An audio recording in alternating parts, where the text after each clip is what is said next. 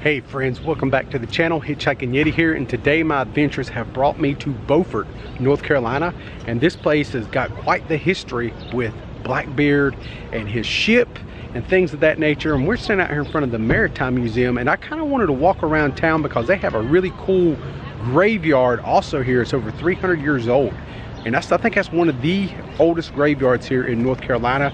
So I'm very interested into seeing that and documenting that today. So if you like a little history and want to learn a little bit, come along with me. Let's go see what we can get into.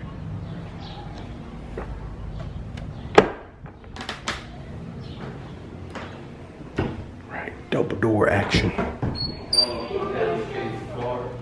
So here at the Maritime Museum, it's actually free entry, but they do have a donation when you first come in. So you might want to give that a thought. Always donate and help these places out, you know, to keep the costs down. This here is called North Carolina Coastal Habitats. Have all kind of different fish that they have up there. Red drum, flounder, which is my favorite to eat. If you're into seafood, flounder is always one of my favorites. And this here is, I guess, if you go deep sea fishing. Look at this cheer they have here. Put your rod in. If you've ever watched the movie Jaws, you've actually seen something very similar to that being used to catch the ginormous great white in the movie. Speaking of big sharks, look at that monster up there. Builder's plate from Lifeboat. United States Coast Guard. Right here we have a life car, or it's like a lifeboat.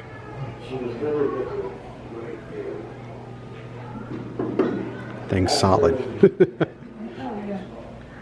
I don't think I've ever seen anything quite like that.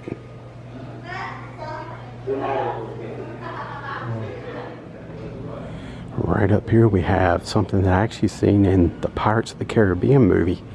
They have a skeleton dressed up in this like little chamber is hanging, and I remember watching that movie and seeing the pirates when they were jailed or something on an island, and one of them, you can't escape and the birds just come peck at you. Pretty disturbing. Right here we have a picture of Blackbeard. Blackbeard's Queen Anne's Revenge artifacts this way. And that's something I'm definitely interested in.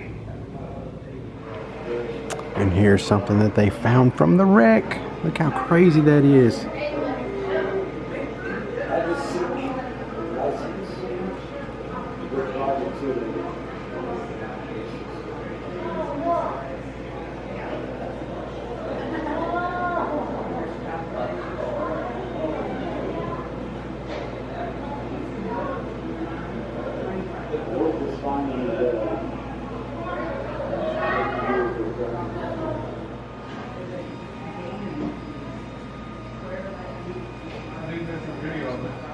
So that's a sheep's horn. Iron hinge.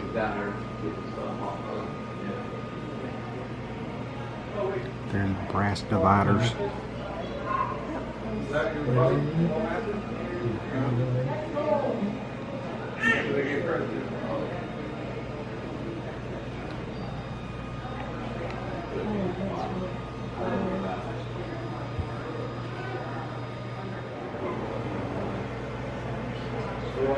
A pistol tube. So this was recovered from the wreck, also from the stern area. I think they could have made a killing out of that if they kept doing it like every other weekend or something. They did almost at once.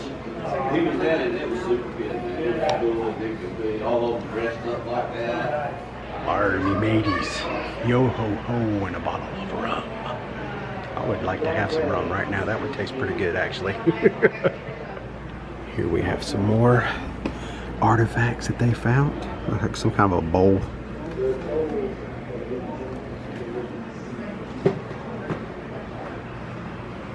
It's like a piece of, like a knife, a dagger, a sword, something.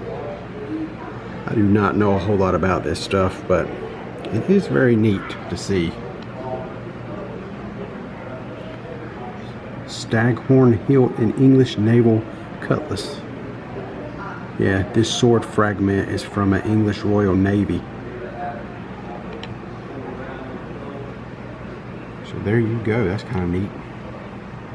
That is history 300 years ago. It's pretty impressive.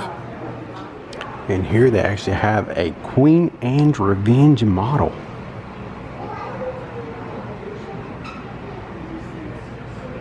Check that out. It's got a little rotating base.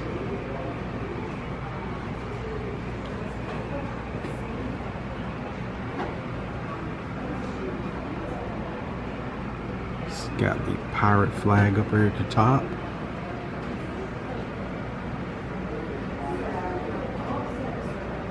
And it's got a model down at the bottom of the different size of cannons that the Queen Anne's Revenge had equipped. And right over here we have some ballast stones.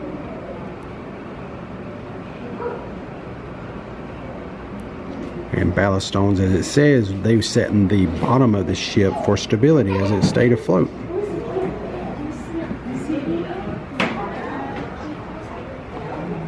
And here we have a whole list of stuff. Yeah, but this bell, all this stuff come off the ship. Looks like a hammer head right there. There's just all kinds of stuff. This old chain.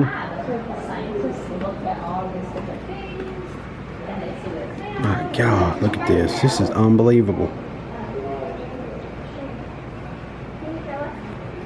This big old hook up here they found. So number 21 right there has got me kind of interested what that is. That's actually called a dead eye. And you can come over here and look at 21 and it will actually tell you what dead eye is. Dead eyes were used to maintain tension on the lines or ropes supporting the mast of the ship. There we go, we got some more items. And oh, look what we got here. It's a cannonball from a pirate ship. That is so awesome. Let's just make sure that's really what that is. I'm just kind of guessing here. Let's see, number 17. Oh yeah, we was right. We got one right. It's a cannon shot. So right here is the Queen Anne's Revenge Conservation Lab. This is where all the science happens. When they find stuff to clean them up before they put them on display. Hello, my name is a cannonball. I was not treated for salts or stored in solution like my friend below, so I dried out and rusted. So this here just shows you, like, if you find something in the ocean and you do not treat it, it just falls apart. If it's treated correctly, this is what it will kind of stay like this, where you can actually see what it used to be. So this next exhibit is weapons for a pirate ship and personal weapons just from that time period, just to give you an idea of what kind of weaponry they had. So it says weapons for a pirate crew, and you have these items here: swords, guns, kind of a musket.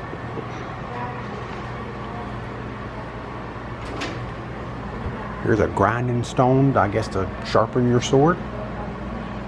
And we all kind of gunshots.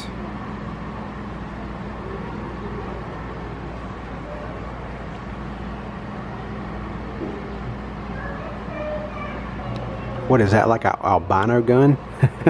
That's just a joke.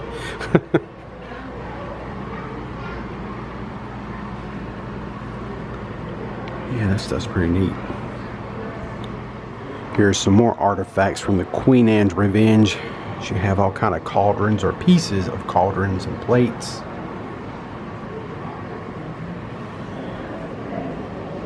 Looks like that used to be attached to a gun, maybe. It's pretty neat how they have like an outline of a gun to kind of let you know where this stuff belongs.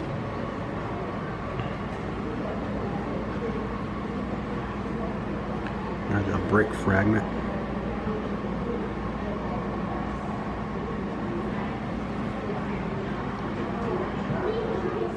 And Here we have Blackbeard in popular culture today.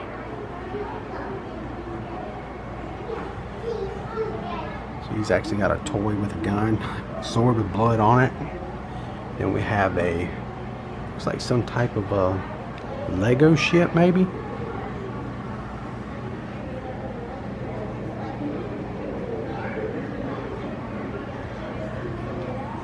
I should ask my wife that because she is a Lego builder herself.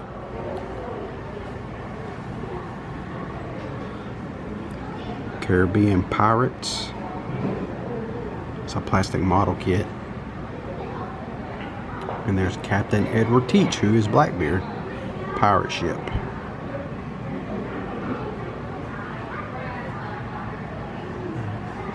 And then we got the movies from back in the day.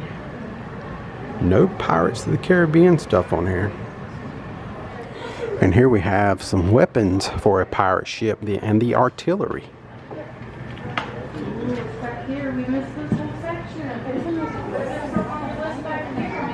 The size of that thing.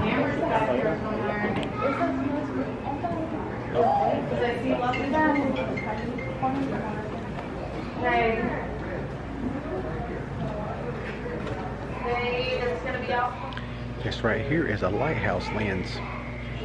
That thing is pretty bright. Here we have a pretty cool area. It's just all about surfing. North Carolina surfboards.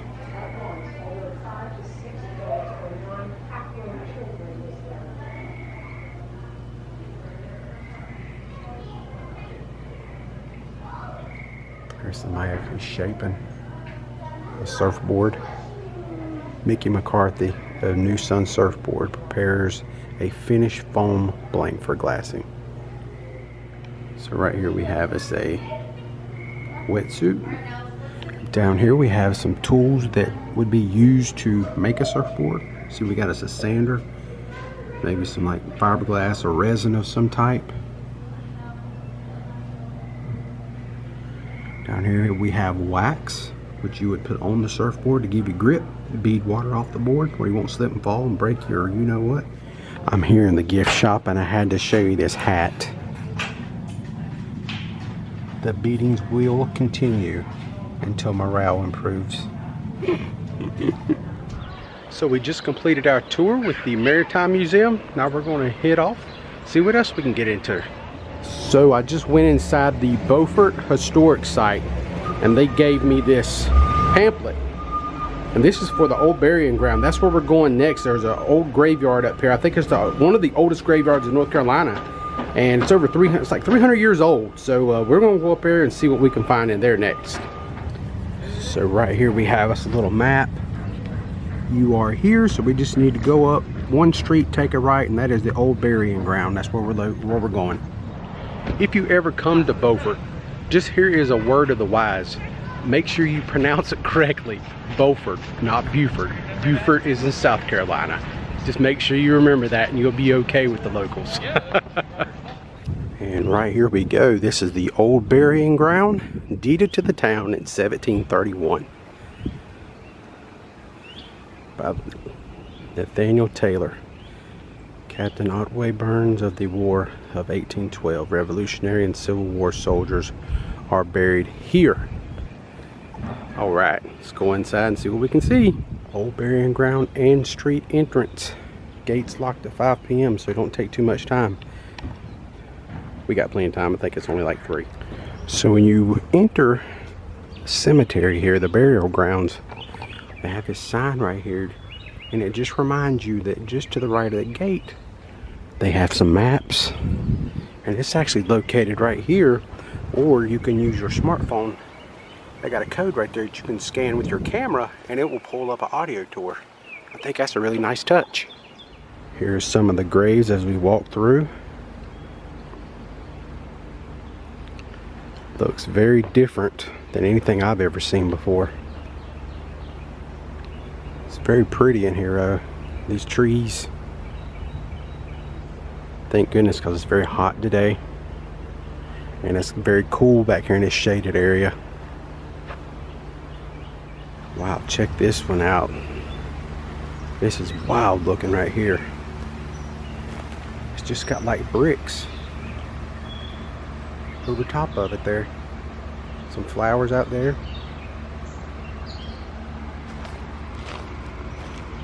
And they put like headstones down at the feet and up at the head.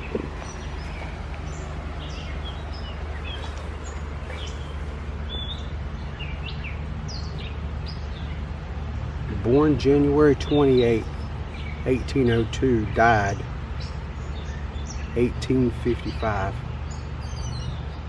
So grave marker number 16. I'm kind of looking at this pamphlet as I go. There's a lot of graves on here, but there ain't no way we got time to go through every one. But number 16 is actually from 1756. It may be the oldest legible date. That doesn't mean it's the oldest grave in the graveyard, you know, just because of, you know, they don't know. Some of these graves are older than that, but there wasn't nobody here to keep up with them, you know. And I guess the church is not even old enough. The Church of England is not old enough that was established here to keep up with all the graves for the cemetery. So we definitely want to go check that one out for sure. Oh, that in there's pretty cool too.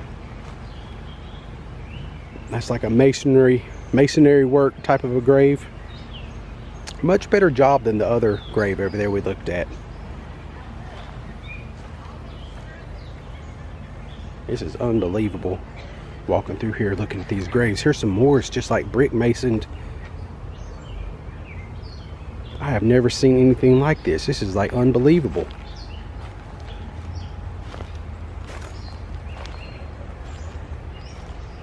I mean, look at this stuff.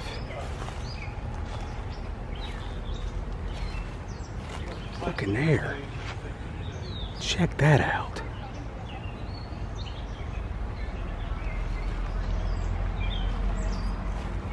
What the heckums?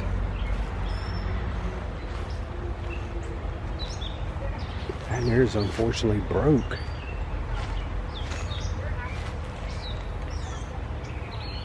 So this was August 9th, 1865.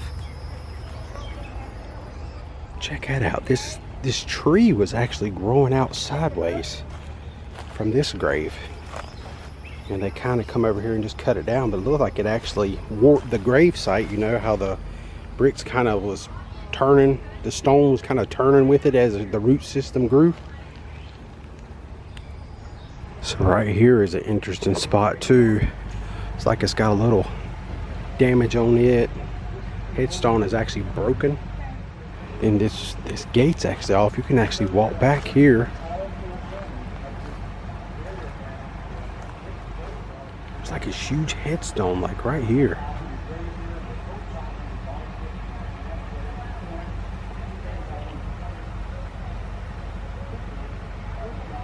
October 24th, 1862 on this one. Alright friends, I just found a grave. It's not the one that I was looking for. It's not the oldest grave here. But this here is about a British officer. And the grave of the officer, he is buried standing up.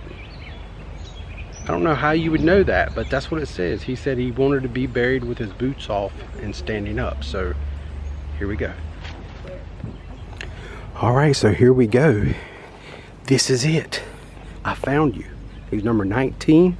This here is the British naval officer buried standing up with his boots off, where he could salute His Majesty King George III. And this here is his grave. It's got a lot of stuff growing up over it, but that's just a fascinating story, and at the same time it's kind of comical. I've never heard of anything like this before, but right here in the old burial ground in Beaufort, this is a thing.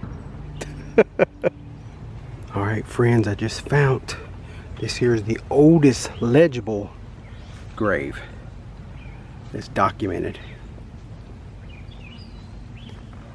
1756. There it is. All right, here is a very kind of a sad one. This was about a little girl. This was about a child that died of yellow fever and was buried in a glass-top casket. Legend tells us the grave was dug up by vandals and the body was seen to be intact. But when they opened the casket, the body disintegrated.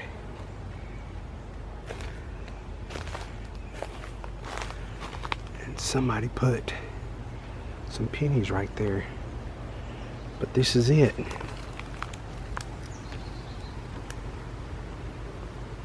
Infant daughter. Died October 23rd, 1865.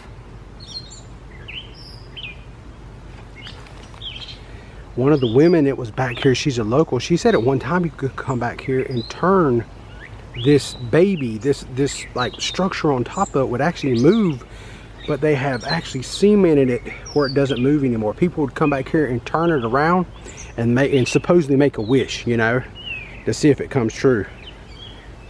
But they cemented it now. You cannot do that no more.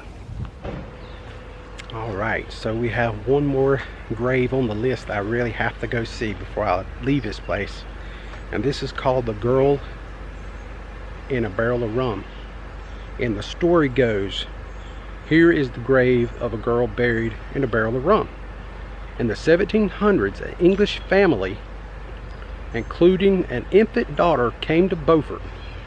The girl grew up with a desire to see her homeland, and finally persuaded her mother to allow her to make the voyage back home, where she's from.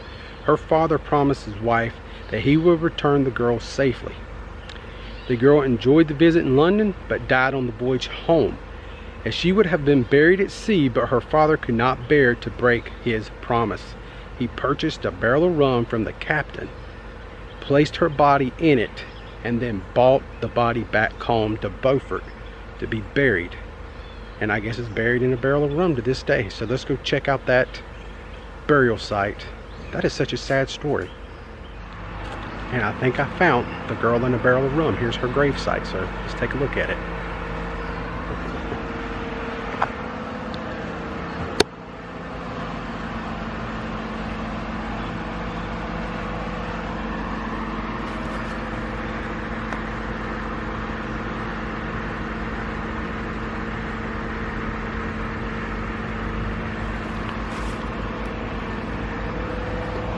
Just all kind of toys, things like that they have decorated this grave site with.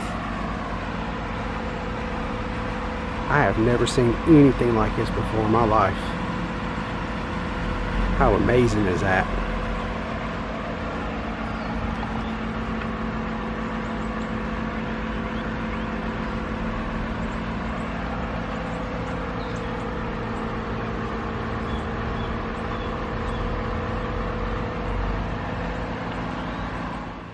Alright, so that will pretty much conclude our tour of the old burying ground. Got to see some really interesting burial sites in there. So let's go see what else we can find around Beaufort. So we have this very pretty Joshua Bell house, 1825. Very nice two-story house, but let me show you what's really cool about this. They have their very own maze. Oh my gosh, I would love to walk through that. I'm such a kid. But yeah, I would definitely go in there and just have a ball. I think that's so cool. Just thought I would share that little moment with you.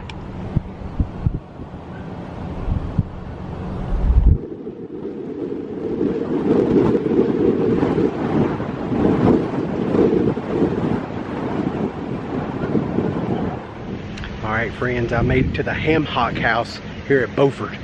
This house has got some significance, because this is where captains and like ship captains would stay, and supposedly Blackbeard himself stayed right here. So let's go take a quick look. So we actually have some signage right here. It says Hock House 1709, builder unknown, but associated with sea captains, including the pirate Blackbeard. Arr. So right here, somebody lives here, so I don't want to be too abrasive, but this is the house. That is so cool. If it's true, you just never know. But I definitely wanted to show that off while I was here in Beaufort. So that's the Hammock House. Supposedly Blackbeard actually stayed there.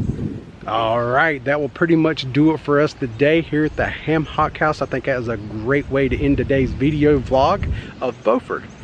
So I hope you had a good time. I know I had a good time making the video. I got to see some really interesting things.